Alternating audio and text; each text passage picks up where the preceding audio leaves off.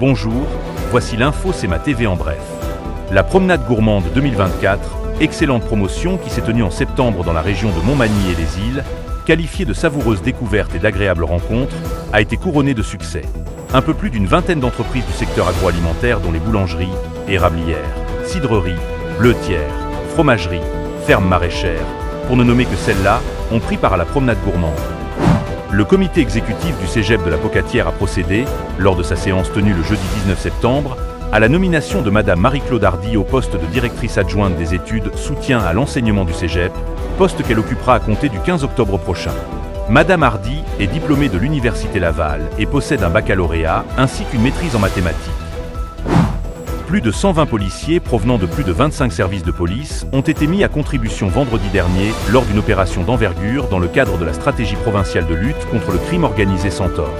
Cette opération concertée visait à réitérer un message clair aux membres du crime organisé et de toute personne prête à commettre des actes de violence que les corps policiers poursuivent leurs actions contre les violences armées. Des établissements licenciés des régions de Montréal, de Québec, de l'Outaouais, de Longueuil, de Laval, de la Mauricie, du Saguenay, de Lévis, de Granby ainsi que d'autres centres urbains de la Rive-Nord et de la Rive-Sud de Montréal ont été visités.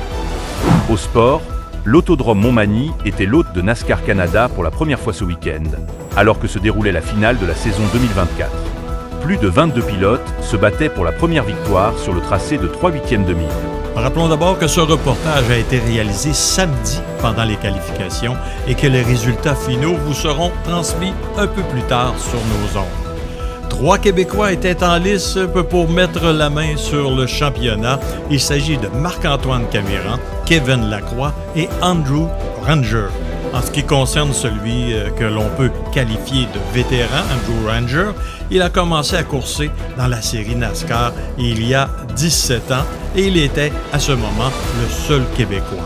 Marc-Antoine Camiran était le meneur au début de la compétition samedi avec sa voiture de l'équipe GM Paillé. Le coureur de Saint-Léonard d'Aston détient 20 points d'avance sur Kevin Lacroix et 22 sur Ranger après 12 épreuves. Seule une grosse malchance pour Marc-Antoine Camiran, un bris ou encore un accrochage pourrait le forcer à l'abandon. Un trophée attend le vétéran de 45 ans s'il termine au minimum 15e sur 22. Finalement, Marc-Antoine reconnaissait que c'était assez spécial de voir 3 Québécois dominer cette série longtemps menée par des Ontariens.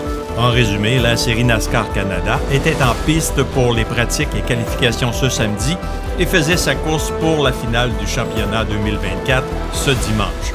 À savoir que le samedi, il y avait également en piste un programme avec la série ACT Québec, Sportman Québec, Légende et Sport Compact. Pour ce qui est de dimanche, c'est l'événement NASCAR Canada, une course unique cet été, le moment où a été connu le champion pour 2024. Si on vous parlait un peu de l'autodrome de Montmagny, c'est un circuit de course qui accueille différentes classes et séries de haut calibre depuis 30 ans. La piste a vu le jour en juin 1994. À cette époque, seule une piste de 1,5 mille en terre battue occupait le site. En 1998, fut construite la piste de 3 huitièmes de mille en asphalte et en 2014 fut complétée les améliorations apportées, dont une piste d'accélération de 1 huitième de mille ainsi qu'un circuit routier de près de 2 km asphalté. Finalement, c'était une très grosse fin de semaine au NASCAR à l'autodrome de Montmagny.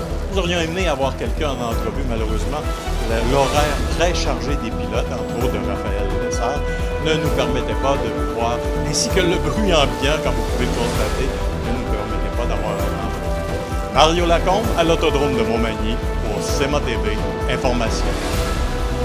Pour plus d'informations, visitez le cematv.ca ou suivez le fil Twitter X de CEMA TV.